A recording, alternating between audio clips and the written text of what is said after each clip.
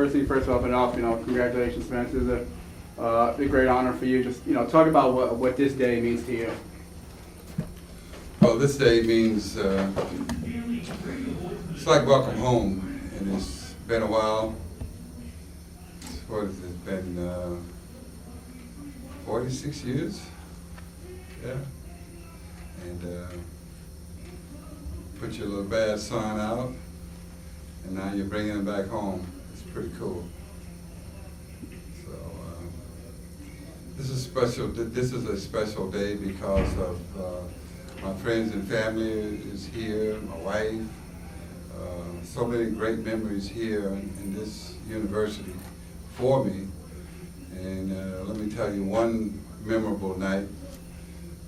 We were playing against Aquinas, and Tommy Smith and John Carlos came over to watch me play. And they were sitting in the stands, and this guy from Aquinas was going to take a charge on me. And I jumped over his head and I dunked, and I broke the backboard. And all of a sudden Calihan, the coach, was like running around, what are we going to do? We're going to lose a game on you breaking the backboard. And dunking was illegal at the time. So all of a sudden, we called the officials, and the officials said, we're going to call this game off, and we'll give it to Detroit. We was up by 44. So that was a memorable moment here in this arena.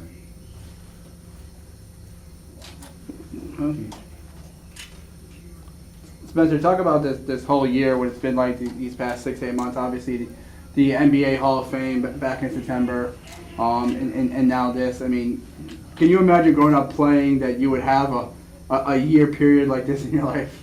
No. I mean, like players have it stretched out over a period of years.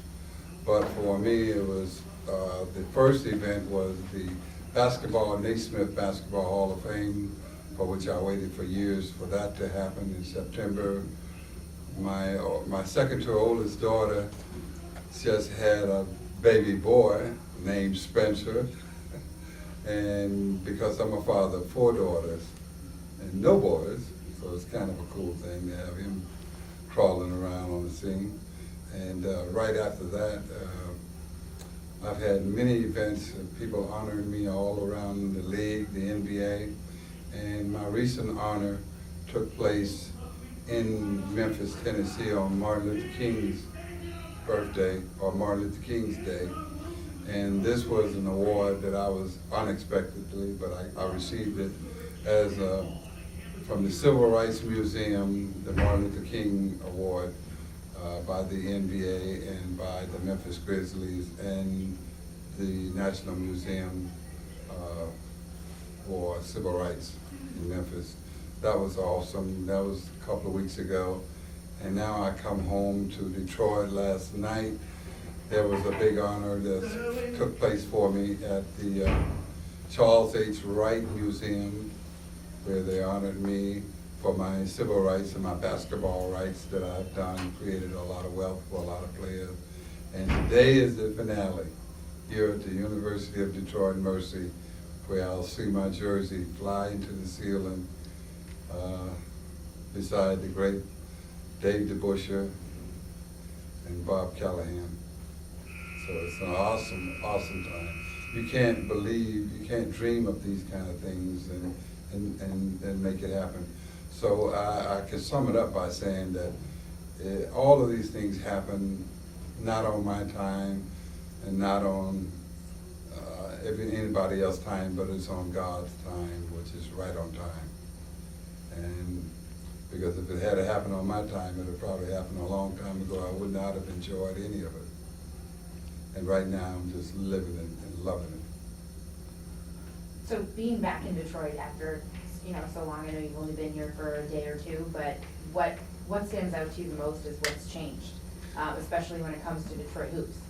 Oh, Detroit hoops. I mean, I have a home in Las Vegas, but we also have a home in Plymouth. And my daughters went to Plymouth High School. We live here.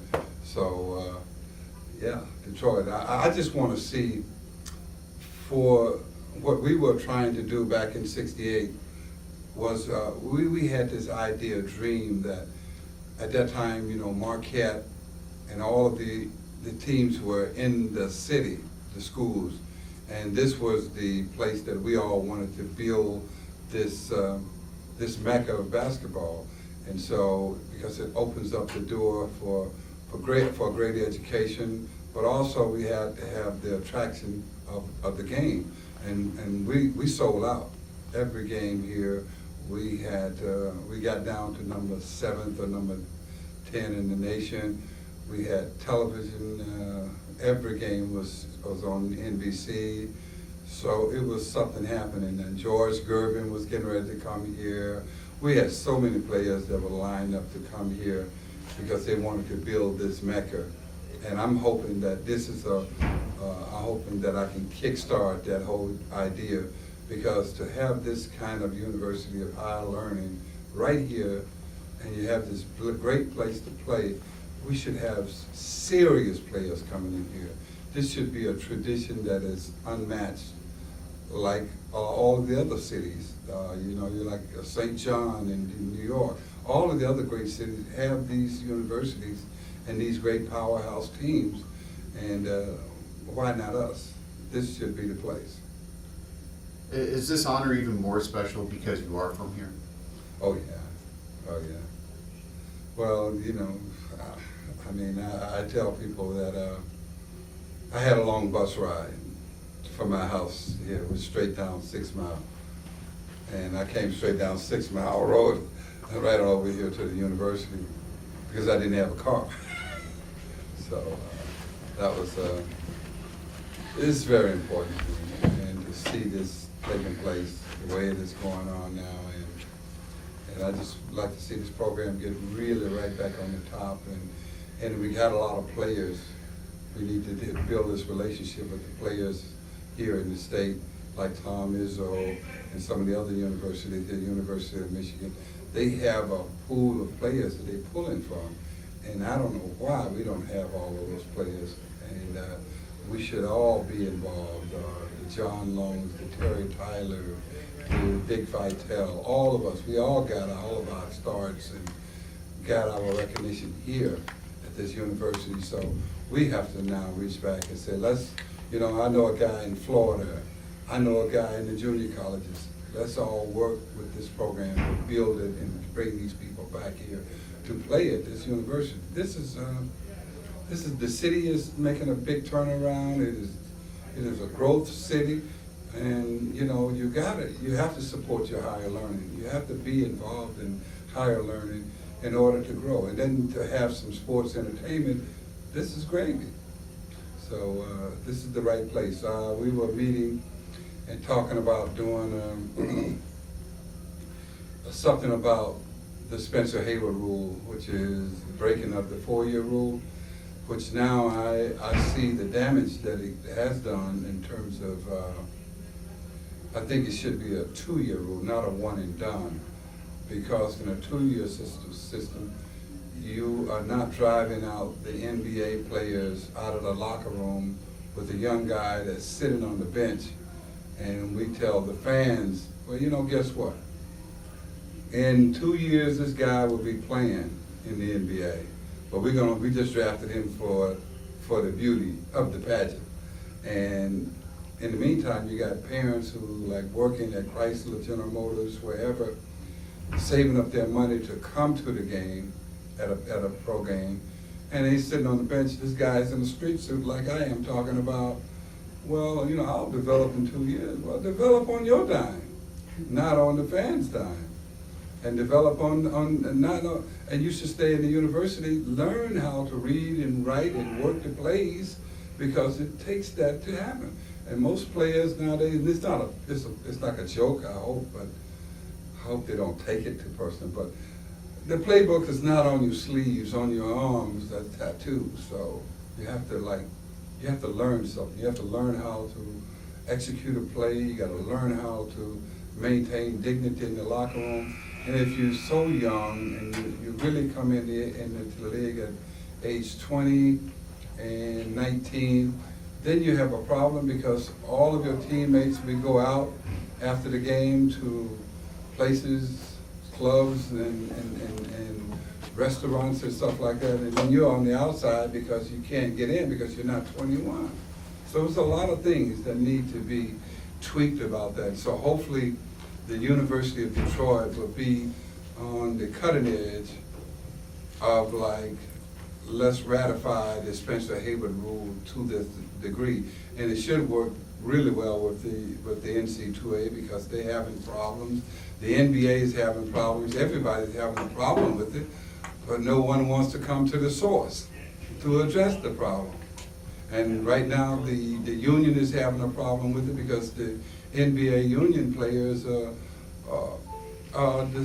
like hurt because of the fact that they look at their jobs being driven out by a player that is going to be a team member, is a team member because they got paid, but they drive that veteran out of the back end so you have no presence in the locker room. And with that in mind, you just take a look at one particular franchise, for an example, and we'll go through the other ones, but look at the Philadelphia 76ers. They have had draft picks, number one draft picks every year.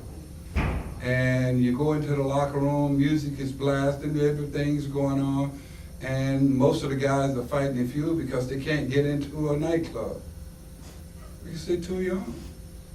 And they have no veterans, and they've won over a total of 2 years or 3 years, they've won 30 games. This is not rocket science, this is reality. And so the University of Detroit Mercy is on the cutting edge of maybe perhaps making my rule, make an adjustment in the rule, because I think that, and it's not about young players and their families having money at this time. And people say, well, they can't wait because, Simmons can't wait 2 years, or any of the players here, they can't wait 2 years. Listen, I waited over 2 years. Michael Jordan waited over 2 years. Magic Johnson waited over 2 years. Charles Barkley waited over 2 years. Kareem Abdul-Jabbar, Oscar Robertson. I can go down the line, and I can go down the line and tell you the ones who came directly from high school, failures. We only had 2 players to even excel from just going into the pros after just high school, and that was LeBron and Kevin Durant.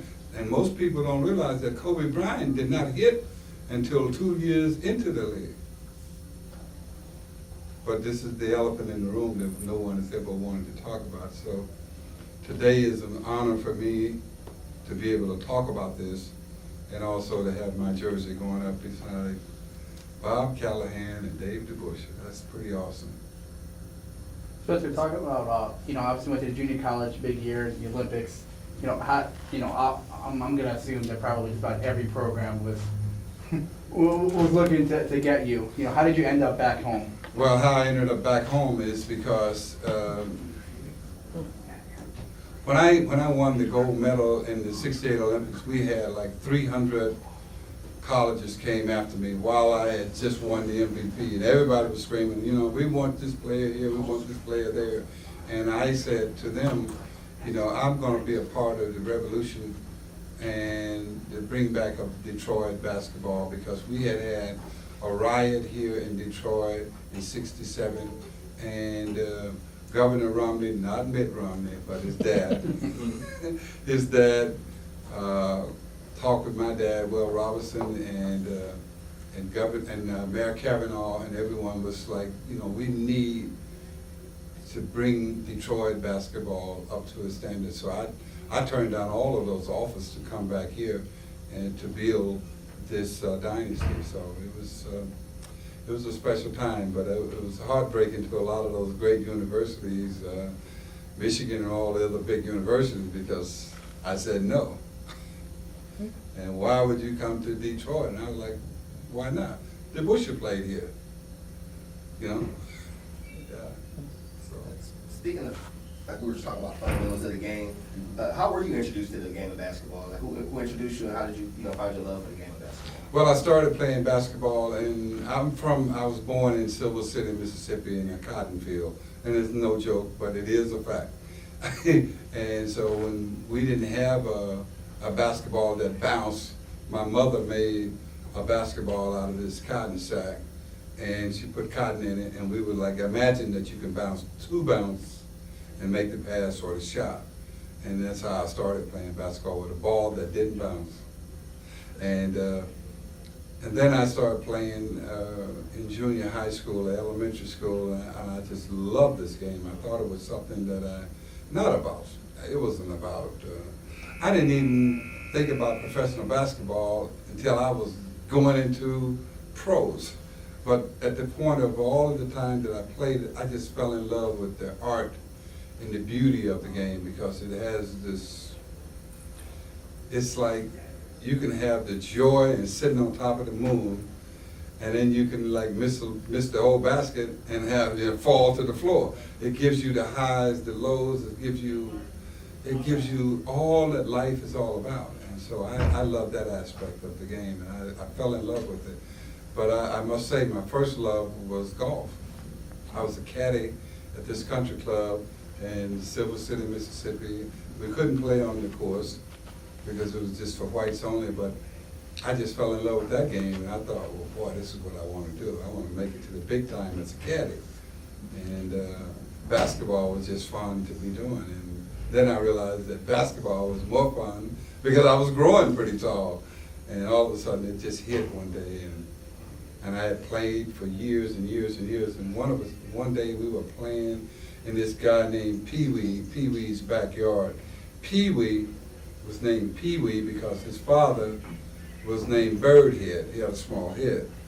And his older son was named Son of Birdhead, Sonny Birdhead, and his name was Pee-wee. So we were playing in Pee-wee's backyard in Silver City, Mississippi. My brother Andrew was just beating me and was talking, you know, you're never gonna be anything, you can't play, and we're losing because of you, and what are you gonna do? So I grabbed the ball and turned around and dunked, bam! And I was like, what happened? I was like 14, I was like, well, what did I do? And that day it hit, and we played ball up until, like, it was just this wonderful dream. We played ball that night by the moonlight up until, you know, like 9 or 10 o'clock in the south, because there's no lights and stuff. And then we walked back along the railroad track going back to our home, and that was the first night my brother ever said, you can walk along beside me. Because before that I was like, I gotta keep this guy in place. This is the older brother stuff, you know. And that was the night that I felt that, yeah, basketball is all right for me. So, and it took me out of Mississippi to Pershing High School, got adopted by Will Robertson and James and Ida Bell, and it took me to the Olympics, brought me back to the university, took me to the Supreme Court, Haywood versus the NBA, and I don't like that ruling. I like what it is and what it represents, but the players don't know who I am because it is hidden under early entry. So you have to now, the NBA and all of the powers that be are trying to change it to the Spencer Haywood rule, like the Larry Bird rule. So I feel pretty cool that I'm still alive receiving all of these great honors and these great rewards, you know. But again, not on my time, but on God's time, so it's all cool. I also wanted to, I'm not trying to be greedy, but just kind of speaking of Persian and, you know, your number being retired, number 45, is there a story behind how you got the number? Did you pick it? Like, you know, I know me get my first basketball number, I didn't get to pick it, but I wouldn't necessarily hate Welcome to the club. No, when I got here from the Olympics, I was just happy to come back home to play in Detroit and at the university. I guess that was the largest number, and I saw it on the table. They said, well, here's your number, and I said, thank you. I didn't think about what I wore in the Olympics. I didn't think about my 24 jersey, which I wore in college and stuff like that before this. So I just grabbed the jersey and said, yeah, I'm here to ball. But I had my gold medal right beside that jersey, so it wasn't about the number on the jersey, but then I look at, who is this? Jordan had number 45 later? Yeah, Rodman and some of the other guys had 45. But I'll tell you what happened in '72. In 1972, in the All-Star game in Chicago, they were laying out the jerseys, and talking about jersey numbers. And my jersey is number 24. And I guess we had another number 24, Rick Barry, and somebody with seniority got number 24, and they gave me number 23. And I was walking around in the locker room saying, this number would never be any good. I don't ever want to wear this number again, number 23. And now, you know, look at where that number is. Yeah. So numbers are numbers. Spencer, name the starting five for Pershing in '67. In '67, Ralph Simpson, John Lockhart,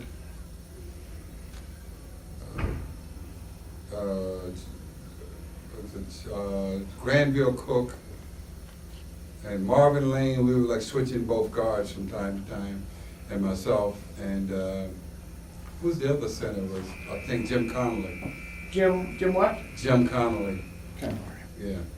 And then we had guys coming off the bench who played in the NFL and other places. Yeah.